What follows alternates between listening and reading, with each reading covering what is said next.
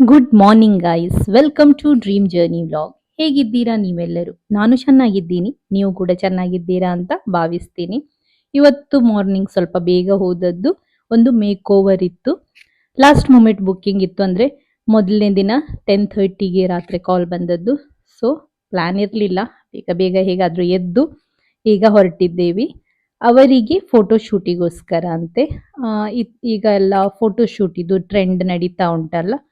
So ನಾನು ಮತ್ತು ನೀತಾ ಹೊರಟಿದ್ದೀವಿ. ಸ್ವಲ್ಪ ಚಳಿ ಉಂಟು. ನಾವಿಲ್ಲಿ ಬಂದು ಆಲ್ರೆಡಿ ರೆಡಿ ಮಾಡಿ ಆಗಿದೆ. ಅವರಿಗೆ ತುಂಬಾ ಸಿಂಪಲ್ ಲುಕ್ ಬೇಕಿತ್ತು. ಸೀರೆ ಅವರೇ ಉಟ್ಕೊಂಡು ಬಂದಿದ್ರು. ಹೇರ್ ಕಟ್ ಮಾಡಿ ಒಂದು ಬ್ಲೋ ಡ್ರೈ ತರ ಮಾಡಿದ್ದು, ಬ್ಲೋ ಡ್ರೈ ಮಾಡಿ ಹಾರ್ಡ್ ಸ್ಪ್ರೇ ಹೊಡೆದು ಬಿಟ್ಟಿದ್ದು. ಅಂದ್ರೆ ನಿಲ್ಬೇಕಲ್ಲ ಅವರಿಗೆ, ತುಂಬಾ ಹೊತ್ತು ಫೋಟೋಸ್ ತೆಗಿಲಿಕ್ಕೆ ಇರತ್ತೆ ಅಲ್ಲ, ಸೊ ಅದರಿಂದ ಸಿಂಪಲ್ ಒಂದು ಮೈಲ್ಡ್ ಲುಕ್ ಕೊಟ್ಟಿದ್ದು. ಈ ತರ ಕಾಣಿಸ್ತಾ ಇದ್ರು ಅವರು. ಇದು blow dry hair, strong spray ಹಾಕಿರೋದ್ರಿಂದ ನಿಂತಿದೆ. ಸ್ವಲ್ಪ ಜನ ಬ್ಲೋ ಡ್ರೈ ಕೇಳ್ತೀರಾ.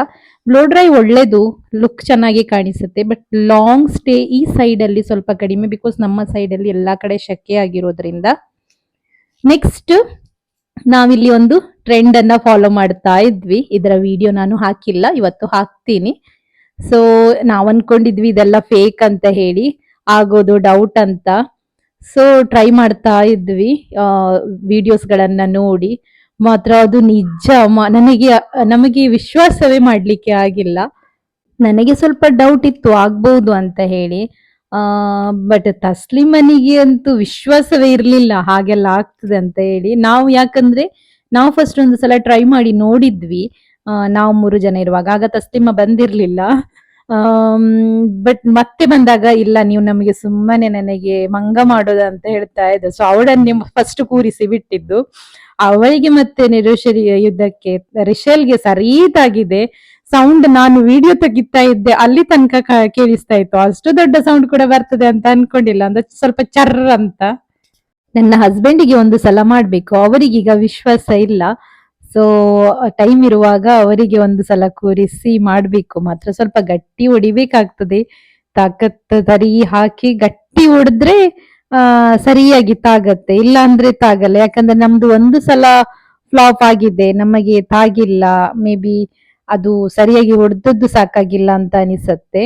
ಮತ್ತೊಂದು 2 ಕಾಲು ಸಹ ಮೇಲೆ ಇಡ್ಬೇಕು, ಇಲ್ಲ ಅಂದ್ರೆ ತಾಗಲ್ಲ. ನೆಕ್ಸ್ಟ್ ನಾನು ಸಂಜೆ ತೆಗ್ದ ವಿಡಿಯೋ. ನನ್ನ ಮಗನಿಗೆ ಇವತ್ತು ಡಾನ್ಸ್ ಮೂಡ್ ಸ್ವಲ್ಪ ಜಾಸ್ತಿ ಇತ್ತು, ಏನೋ ಲುಂಗಿ ಡಾನ್ಸ್ ಅಂತ ಹೇಳಿ ಸಿಂಗ್ ಮಾಡ್ತಾ ಇದ್ದ. ಸೊ ನಾನು ಹಾಕಿ ಕೊಟ್ಟೆ ಅದೊಂದು, ಮತ್ತೆ 1-2 ಸಾಂಗ್ಸ್ ಗಳನ್ನ. ಮೇ ಬಿ ಅವನಿಗೆ ಫ್ರೆಂಡ್ಸ್ ಅಥವಾ ಎಲ್ಲಿಯಾದ್ರೂ ಕೇಳ್ತಾರಲ್ಲ, ಅದರಿಂದ ಅವನಿಗೆ ಈಗ ಗೊತ್ತುಂಟು. ಇಲ್ಲಾಂದ್ರೆ ಅವನಿಗೆ ಬಾಲಿವುಡ್ ಸಾಂಗ್ಸ್ ಅಥವಾ ಮೂವಿ ಸಾಂಗ್ಸ್ ಅಷ್ಟು ಯಾವುದು ಕೂಡ ಗೊತ್ತಿಲ್ಲ. ಬಟ್ ಅವನಿಗೆ ಡಾನ್ಸ್ ತುಂಬಾನೇ ಇಷ್ಟ. ಅವನಿಲ್ಲಿ ಡಾನ್ಸ್ ಮಾಡ್ತಾ ಇದ್ದಾನೆ. ನಾವಿಲ್ಲ ಅಂದ್ರೆ ಟಿವಿ ಹಾಕೋದು ಸ್ವಲ್ಪ ಕಡಿಮೆ. ಇದು 2 ಡೇಸ್ ಇದು ವಿಡಿಯೋ ಆಗಿರತ್ತೆ. ನಾನಿದು ಮಾರ್ನಿಂಗ್ ವಾಕಿಂಗಿಗೆ ಹೋದ ನಂತರ ತೆಗ್ದ ವಿಡಿಯೋ. ಇವತ್ತು ಸ್ವಲ್ಪ ವಾಕಿಂಗಿಗೆ ಲೇಟ್ ಆಗಿ ಬಂದದ್ದು. ಸಂಕ್ರಾಂತಿಯ ರಜೆ ಇರೋದ್ರಿಂದ ಮಗನಿಗೆ ಸ್ವಲ್ಪ ಆರಾಮಾಗಿ ಬಂದದ್ದು. ಇಲ್ಲಾಂದ್ರೆ ಸ್ವಲ್ಪ ಬೇಗ ಬರ್ಬೇಕಾಗತ್ತೆ, ಅವನಿಗೆ ಸ್ವಲ್ಪ ಟೈಮ್ ಕೊಡ್ಬೇಕಾಗತ್ತೆ ಅಂತ ಹೇಳಿ ನಾನು ಸ್ವಲ್ಪ ಬೇಗ ಬರ್ತೀನಿ ಯಾವತ್ತು ಕೂಡ.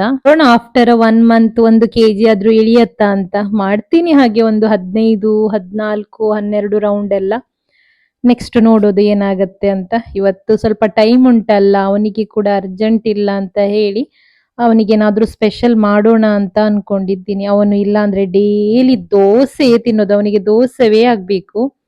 ನೆಕ್ಸ್ಟ್ ನಾನಿಲ್ಲಿ ತರಕಾರಿ ತರ್ಲಿಕ್ಕೆ ಸಂತೆಗೆ ಬಂದೆ. ಸಂತೆ ಓಪನ್ ಇತ್ತು. ಶಾಪ್ಸ್ ಬೆಳಿಗ್ಗೆ ಅಷ್ಟು ಯಾವುದು ಕೂಡ ಓಪನ್ ಇರಲ್ಲ. ಸೊ ಇಲ್ಲಿ 1-2 ಅಂಗಡಿಗಳು ಬಂದದಷ್ಟೇ ಸಂತೆಗೆ. ಸೊ ನಾನಿಲ್ಲಿ ಒಂದು ಸ್ವಲ್ಪ ಐಟಮ್ಸ್ ಅನ್ನ ತಗೊಂಡೆ. ನನಗೆ ಮಶ್ರೂಮ್ ಬೇಕಿತ್ತು, ಬಟ್ ಅಲ್ಲಿ ಮಶ್ರೂಮ್ ಇರ್ಲಿಲ್ಲ. ಮತ್ತೆ 1-2 ಶಾಪಿಗೆ ಕೇಳಿದೆ, ಅಲ್ಲಿ ಕೂಡ ಮಶ್ರೂಮ್ ಇರ್ಲಿಲ್ಲ. ಸೊ ನಾನು ಸೀದಾ ಮನೆಗೆ ಬಂದೆ. ಮನೆಗೆ ಬರುವಾಗ ಇವನು ಇಲ್ಲಿ ನೀರ್ ಹಾಕ್ತಾ ಇದ್ದಾನೆ, ಇವತ್ತು ರಜೆ ಅಲ್ಲ. ಅಲ್ಲಿ ಪಾಲಕ್ ಹಾಕಿದ್ವಿ ನಾವು, ಮನೆಗೆ ತಂದ ಪಾಲಕ್ ಅನ್ನ ಕಟ್ ಮಾಡಿ ಅಲ್ಲಿ ಸ್ವಲ್ಪ ಹಾಕಿದ್ದು. ಬಟ್ ಅದು ಫಸ್ಟ್ ಒಳ್ಳೇದು ಬಂತು, ಮತ್ತೆ ಅದು ಹಕ್ಕಿಗಳು ತಿಂದು ಈಗ ಅಲ್ಲಿ ಏನು ಕೂಡ ಇಲ್ಲ. ಅಲ್ಲಿ ಹುಲ್ಲು ಮಾತ್ರ ಉಂಟು. ಈಗ ಅವನಲ್ಲಿ ಅದು ಪಾಲಕ್ ಅಂತ ಹೇಳಿ ಹುಲ್ಲಿಗೆ ನೀರ್ ಹಾಕ್ತಾ ಇದ್ದಾನೆ, ಬಾಕಿ ಗಿಡಕ್ಕೆ ನೀರ್ ಹಾಕೋದು ಬಿಟ್ಟು. ಇವತ್ತು ಹೇಗಾದ್ರೂ ಟೈಮ್ ಉಂಟಲ್ಲ ಅಂತ ಹೇಳಿ ಪಾಸ್ತಾ ಆದ್ರೂ ಮಾಡಿ ನೋಡೋಣ, ಅವನು ತಿಂತಾನ ಅಂತ ಹೇಳಿ ಪಾಸ್ತಾದ ಗ್ರೇವಿಗೆ ಅಂತ ಹೇಳಿ ಟೊಮೆಟೊ ಇಟ್ಟಿದ್ದೀನಿ. ಈ ಸೈಡ್ ಮಿಲ್ಕ್ ಇಟ್ಟಿದ್ದೀನಿ. ನಾನು ಯಾವತ್ತೂ ಕೂಡ ರೆಡ್ ಮತ್ತು ವೈಟ್ ಸಾಸ್ ಮಿಕ್ಸ್ ಮಾಡಿಯೇ ಪಾಸ್ತಾ ಮಾಡೋದು. ನನಗೆ ಆ ಥರವೇ ಇಷ್ಟ. ಮತ್ತೆ ನಾನು ಮನೆಯ ಐಟಮ್ಸ್ಗಳನ್ನೇ ಹಾಕಿ ಮಾಡೋದು ಜಾಸ್ತಿ. ಪೇಸ್ಟ್ ಎಲ್ಲ ಹೊರಗಿಂದ ತರೋದು ತುಂಬ ಅಂದರೆ ತುಂಬ ಕಡಿಮೆ. ನಾನು ತರೋದು ಇಲ್ಲ ಅಂತ ಹೇಳ್ಬೋದು. ಇಲ್ಲಿ ಹಸ್ಬೆಂಡ್ ನಾನು ಬರುವ ತನಕ ಚಿಕನ್ ಅನ್ನು ಚಿಕ್ಕ ಪೀಸ್ ಮಾಡಿ ಇಟ್ಟಿದ್ದಾರೆ. ನಾನು ಹೇಳಿದ್ದೆ ಮಾಡಲಿಕ್ಕೆ. ಇಲ್ಲಿ ನನ್ನದು ಕಾಫಿ ರೆಡಿ ಉಂಟು. ನಾನು ವಾಕಿಂಗಿಗಿಂದ ಬಂದ ತಕ್ಷಣ ಒಂದು ಬ್ಲ್ಯಾಕ್ ಕಾಫಿ ಒಂದು ಕುಡಿತೀನಿ. ನನಗೆ ಬ್ಲ್ಯಾಕ್ ಕಾಫಿ ತುಂಬಾನೇ ಇಷ್ಟ. ನಾನು ಶುಗರ್ ಇಲ್ಲದೆ ಬ್ಲ್ಯಾಕ್ ಕಾಫಿ ಕುಡಿಯೋದು ಜಾಸ್ತಿ. ಮೊದಲು 3-4 ಗ್ಲಾಸ್ ಕುಡಿತಾ ಇದ್ದೆ, ಈಗ ಅಷ್ಟು ಕುಡಿತಾ ಇಲ್ಲ. ನನಗೆ ತುಂಬಾ ಪಿಂಪಲ್ಸ್ ಬೀಳ್ಲಿಕ್ಕೆಲ್ಲ ಸ್ಟಾರ್ಟ್ ಆಗಿತ್ತು. ಸೊ ಈಗ ಡೈಲಿ 1-2 ಕಪ್ ಮಾತ್ರ ಕುಡಿಯೋದು. ಇಷ್ಟ ಅಂತ ಹೇಳಿದ ತಕ್ಷಣ ನಾನು ತುಂಬಾನೇ ಕುಡಿಲಿಕ್ಕೆ ಸ್ಟಾರ್ಟ್ ಮಾಡಿದ್ದೆ. ನೆಕ್ಸ್ಟ್ ಇಲ್ಲಿ ಹಸ್ಬೆಂಡ್ ಕಟಿಂಗ್ ಮಾಡಿ ಕೊಡ್ತಾ ಇದ್ದಾರೆ. ಅವರಿಗೆ ಇದರಲ್ಲಿ ಕಟಿಂಗ್ ಮಾಡ್ಲಿಕ್ಕೆ ಗೊತ್ತುಂಟು, ನನಗೆ ಇದರಲ್ಲಿ ಆಗಲ್ಲ. ನನಗೆ ಕಟಿಂಗ್ ಬೋರ್ಡೇ ಆಗ್ಬೇಕು. ಬಟ್ ಇದು ತಂದು ಒಂದು ತುಂಬಾನೇ ಹೆಲ್ಪ್ ಆಗಿದೆ. ನಮ್ಮ ಅಮ್ಮನಿಗೆ ಸಹ ಹೆಲ್ಪ್ ಆಗ್ಲಿ ಅಂತ ಅನ್ಕೊಳ್ತೀನಿ. ಪಾಪ ಪ್ಲಾನ್ ಇರ್ಲಿಲ್ಲ ಮಾಡ್ಲಿಕ್ಕೆ, ಆದ್ರೂ ಲಾಸ್ಟ್ ಮೊಮೆಂಟ್ ಪ್ಲಾನ್ ಮಾಡ್ಕೊಂಡು ಮಾಡೋದಂತ ಅನ್ಕೊಂಡೆ. ಮಿಕ್ಸ್ ಹರ್ಬ್ಸ್ ಕೂಡ ಮುಗ್ದಿದೆ. ನಾನು ಆನ್ಲೈನ್ ಅಲ್ಲಿ ಮಿಕ್ಸ್ ಹರ್ಬ್ಸ್ ಇದು ಒಂದು ಬಾಟಲ್ ಯಾವತ್ತೂ ಕೂಡ ತಂದು ಇಡ್ತೀನಿ. ಈ ತರ ಇಂಗ್ರೀಡಿಯಂಟ್ ಅಂದ್ರೆ ಐಟಮ್ಸ್ ಎಲ್ಲ ಮಾಡುವಾಗ, ಪಾಸ್ತಾ ಎಲ್ಲ ನೂಡಲ್ಸ್ ಆ ಟೈಪ್ ಅಲ್ಲಿ ಮಾಡುವಾಗ ಒಳ್ಳೇದಾಗತ್ತೆ ಅಂತ ಹೇಳಿ ಇಲ್ಲಿ ವೆಜಿಟೇಬಲ್ಸ್ ಚಿಕನ್ ಎಲ್ಲ ಹಾಕಿ ರೆಡಿ ಆಗಿದೆ. ನಾನು ಚಿಲ್ಲಿ ಫ್ಲೇಕ್ಸ್ ತರಲ್ಲ. ಚಿಲ್ಲಿ ಫ್ಲೇಕ್ಸ್ ಮನೆಯಲ್ಲೇ ಜಸ್ಟ್ ಡ್ರೈ ನಮ್ಮ ಮೆಣಸೇನುಂಟು ಅದನ್ನ ಹುಡಿ ಮಾಡ್ಕೊಂಡ್ರೆ ಅದೇ ಸಾಕಾಗತ್ತೆ. ನಾನು ಹೊರಗಿಂದ ತರೋದಂದ್ರೆ ಮಿಕ್ಸ್ ಹರ್ಬ್ಸ್ ಇದು ಒಂದು ಬಾಟಲ್ ಮಾತ್ರ ಆನ್ಲೈನ್ ಇಂದ ತರಿಸಿ ಇಡ್ತೀನಿ. ಒಂದೊಂದು ಇಲ್ಲಿ ಸಿಗಲ್ಲ ನಮಗೆ, ಡಿಮಾರ್ಟ್ ಅಲ್ಲಿ ಸಿಗತ್ತೆ. ಮೇ ಬಿ ಸಿಗತ್ತೆ, ಮೇ ಬಿ ನನಗೆ ಯಾವ ಶಾಪ್ ಅಲ್ಲಿ ಸಿಗತ್ತೆ ಅಂತ ಗೊತ್ತಿಲ್ಲ ಅಷ್ಟೇ. ಇಲ್ಲಿ ಪಾಸ್ತಾಗೆ ನೀರು ಇಟ್ಟಿದ್ದೀನಿ ಬಾಯ್ಲ್ ಮಾಡ್ಲಿಕ್ಕೆ. ಇವನು ಇಲ್ಲಿ ಪಾಸ್ತಾಗಳನ್ನೆಲ್ಲ ತೆಗೆದು ಪ್ಲೇಟಲ್ಲಿ ಹಾಕಿ ಲೆಕ್ಕ ಮಾಡ್ಲಿಕ್ಕೆ ಸ್ಟಾರ್ಟ್ ಮಾಡಿದ್ದಾನೆ. ಲೆಕ್ಕ ಮಾಡಿ ಮಾಡಿ ಮತ್ತೆ ಬೇಜಾರು ಬಂತು ಅವನಿಗೆ, ಸುಮ್ಮನೆ ಎದ್ದು ಹೋದ. ಬಟ್ ಅವನಿಗೆ ರಜೆ ಅಲ್ಲ, ಸೊ ಅವನು ಏನ್ ಬೇಕಾದ್ರೂ ಮಾಡ್ಲಿ ಅಂತ ಅನ್ಕೊಂಡೆ. ಇದು ನಾನು ಡಿಮಾರ್ಟ್ ಇಂದ ತಂದದ್ದು. ಗೆಟ್ 1 ಬೈ 1 ಫ್ರೀ ಅಂದ್ರೆ ಐ ಥಿಂಕ್ ಹಾಗೇನೋ ಏನೋ ಇತ್ತ ಅಂತ. ನೆಕ್ಸ್ಟ್ ಇಲ್ಲಿ ಪೇಸ್ಟಿಗೆ ಬಾಯ್ಲ್ ಮಾಡಿದ ಟೊಮೆಟೊವನ್ನು ಸಹ ರೆಡಿ ಮಾಡ್ಕೊಂಡಿದ್ದೀನಿ. ಇಲ್ಲಿ ಹಾಕಿದ್ದೀನಿ ಪಾಸ್ತಾ ಬಾಯ್ಲಿಂಗಿಗೆ.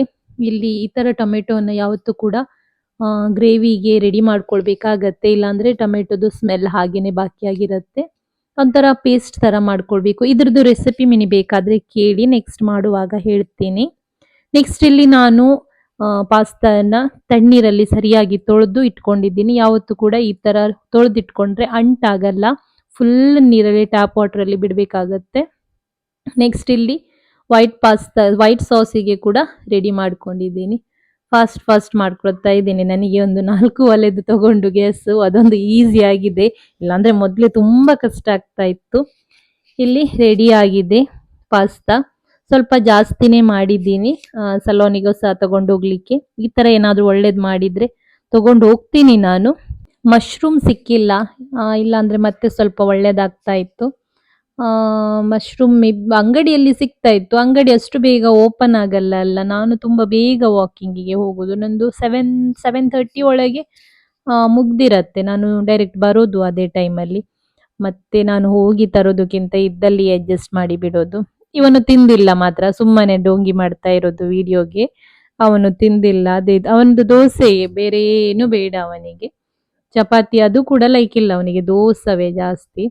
ನೆಕ್ಸ್ಟ್ ಇಲ್ಲಿ ನಾನು ಪ್ಯಾಕ್ ಮಾಡ್ಕೊಂಡಿದ್ದೀನಿ. ಇವತ್ತು ರಿಷಲ್ ಇಲ್ಲ ಪಾಪ. ರಿಷಲ್ಗೆ ಪಾಸ್ತಾ ಮಿಸ್ ಆಗ್ಬೋದು, ಅವಳಿಗೆ ಬೇಜಾರಾಗ್ಬೋದು. ಮೊನ್ನೆನೇ ಏನು ಮಾಡಿದಾಗ ಅವಳು ಇರ್ಲಿಲ್ಲ. ನೆಕ್ಸ್ಟ್ ಇಲ್ಲಿ ನಾನು ರೆಡಿ ಆಗಿದ್ದೀನಿ ಹೊರಡ್ಲಿಕ್ಕೆ. ಚಿಕ್ಕ ಟಿಫಿನ್ ಅಲ್ಲಿ ತಸ್ಲಿಮನಿಗೆ ತಗೊಂಡಿದ್ದು, ದೊಡ್ಡ ಟಿಫಿನ್ ಅಲ್ಲಿ ಅವ್ರ ನಿರೋಷ ಮತ್ತು ನೀತನಿಗೆ ತಗೊಂಡಿದ್ದು. ಇದು ನಾನು ಪ್ಯಾಂಟ್ ಡಿಮಾರ್ಟ್ ಅಲ್ಲಿ ತಗೊಂಡಿದ್ದು. ಒಳ್ಳೆ ಕಂಫರ್ಟ್ ಉಂಟು. ಐ ಥಿಂಕ್ 400 ರುಪೀಸ್ ಏನೋ ಕೊಟ್ಟಿದ್ದು. ತುಂಬಾ ಒಳ್ಳೇದುಂಟು. ಕಂಫರ್ಟ್ ಅಂದ್ರೆ ಕಂಫರ್ಟ್. ನಾನು ನಮ್ಮ ತಾಯಿ ಮನೆ ದೂರ ಅಲ್ಲ, ಸೊ ಕಾರಲ್ಲಿ ಕುತ್ಕೊಳ್ಳುವಾಗ ಜೀನ್ಸ್ ಎಲ್ಲ ಹಾಕೊಂಡು ತುಂಬಾ ಕಷ್ಟ ಆಗತ್ತೆ ಅಂತ ಹೇಳಿ ತಗೊಂಡಿದ್ದು. ಇವತ್ತು ಹಾಕಿ ನೋಡೋಣ ಅಂತ ಹಾಕಿದ್ದು. ಮಾತ್ರ ತುಂಬಾ ಒಳ್ಳೇದುಂಟು. ಎಲಾಸ್ಟಿಕ್ ತುಂಬಾ ಒಳ್ಳೇದುಂಟು. ಪಾಕೆಟ್ಸ್ ತುಂಬಾ ದೊಡ್ಡದು ಕೊಟ್ಟಿದ್ದಾರೆ. ತಸ್ಲಿಮ ಇಲ್ಲಿ ತಿಂದಿಲ್ಲ, ಸ್ವಲ್ಪ ತಿಂದು ತಗೊಂಡು ಹೋದ್ಲು. ನಾನು ಅದಕ್ಕೋಸ್ಕರನೇ ಅವಳಿಗೆ ಬೇರೆ ಟಿಫಿನ್ ಅಲ್ಲಿ ತಂದದ್ದು. ರೀಸನ್ ಅಂದ್ರೆ ಅವಳು ಊಟ ಮಾಡೋದು ಸ್ವಲ್ಪ ಲೇಟ್, ಅಂದ್ರೆ ಒಂದು 2 ಗಂಟೆ ಸಾಧಾರಣಕ್ಕೆ ಹಾಗೆ ಊಟ ಮಾಡೋದು. ಮತ್ತೆ ಅದು ಮತ್ತೆ ಬೇಕಾದ್ರೂ ಸಹ ಊಟದ ಟೈಮಲ್ಲಿ ಸಹ ತಿನ್ಬೇಕಂತ ಇಲ್ಲಲ್ಲ, ಬೇಗ ತಿನ್ಬಹುದು. ಆಗಾಗ ತಿಂದ್ರೇನೆ ಅದರ ಟೇಸ್ಟ್ ಜಾಸ್ತಿ ಅಲ್ಲ, ಮತ್ತೆ ಅದು ಡ್ರೈ ಆಗಿ ಬಿಡತ್ತೆ ಗ್ರೇವಿ ಎಲ್ಲ ಅಂತ ಹೇಳಿ ಅವಳಿಗೆ ಸ್ವಲ್ಪ ಇಲ್ಲಿ ತಿಂದು ಅವಳು ಹೋದ್ಲು. ನೆಕ್ಸ್ಟ್ ನಾನು ಇವತ್ತು ಹೇರ್ ಕಲರ್ ಮಾಡಬೇಕು ಅಂತ ಅನ್ಕೊಂಡೆ. ಸೊ ಈಗ ನಾವು ಹೇರ್ ಕಲರ್ ಮಾಡ್ತಾ ಇರೋದು. ನಾನು ಇವತ್ತು ಪ್ಯಾರಡೈಸ್ನವ್ರದ್ದು ಬ್ಯಾರಿ ಪ್ಲಮ್ ಕಲರ್ ಮಾಡ್ತಾ ಇರೋದು. ನಾನು ಇದು ಥರ್ಡ್ ಟೈಮ್ ಇದೇ ಕಲರ್ ಮಾಡುದು. ನನಗೆ ಈ ಕಲರ್ ತುಂಬಾ ಇಷ್ಟ. ಇದು ಸ್ವಲ್ಪ ಪರ್ಪಲಿಶ್ ಕಲರ್ ಅಲ್ಲಿ ಬರುತ್ತೆ, ಬಟ್ ಇದು ಲಾಂಗ್ ಸ್ಟೇ ಇರಲ್ಲ. ನಮ್ಮ ಸ್ಟ್ರಿಕ್ಸ್ ಮತ್ತು ಲಾರಿಯಲ್ ಅಲ್ಲಿ ಹೇಗೆ ಕಲರ್ಸ್ ಬರ್ತದೆ ಹಾಗೆ ಬರಲ್ಲ. ಇದು ಒಂದು 20 ವಾಶಸ್ ಅಷ್ಟಕ್ಕೇನೆ ಬರೋದು. ಬಟ್ ಇವ್ರದ್ದೇ ಆದ ಈಗ ಕಂಡೀಷನರ್ಸ್ ಬಂದಿದೆ, ಅದದ್ದು ಕಲರಿಗೆ ಅದೇ ಕಂಡೀಷನರ್ಸ್. ಅದನ್ನ ಒಂದು 15 ಡೇಸಿಗೆ ಹಾಗೆ ಯೂಸ್ ಮಾಡಿದ್ರೆ ಲಾಂಗ್ ಟೈಮಿಗೆ ಬರುತ್ತೆ. ನಮ್ಮ ಕ್ಲೈಂಟ್ ಒಬ್ಬರು ಅದನ್ನ ಯೂಸ್ ಮಾಡಿ ಒಂದು 8-9 ತಿಂಗಳು ಇಟ್ಕೊಂಡಿದ್ದಾರೆ. ಈಗ ನಿರೋಷ ನನ್ನ ಹೇರ್ ಅನ್ನ ವಾಶ್ ಮಾಡ್ತಾ ಇರೋದು. First wash. ಇವತ್ತು ಫುಲ್ ಹೇರ್ ಕಲರ್ ನಿರೋಷವೇ ಮಾಡೋದು. ಪ್ರಾಕ್ಟೀಸ್ ಆಗಿದಾಗೆ ಆಗತ್ತೆ. ಅವಳದು ಹೇರ್ ಕಲರ್ ಎಲ್ಲ ಮುಗ್ದಿದೆ. ಮತ್ತೆ ಈ ಹೇರ್ ಕಲರ್ ಅಷ್ಟೇ ತುಂಬಾ ಟೈಮ್ ಕುತ್ಕೊಳ್ಬೇಕಾಗತ್ತೆ. ರೀಸನ್ ಅಂದ್ರೆ ಇದು ನಾನ್ ಕೆಮಿಕಲ್, ನಾನ್ ಬ್ಲೀಚ್ಡ್ ಕಲರ್ ಆಗಿರತ್ತೆ.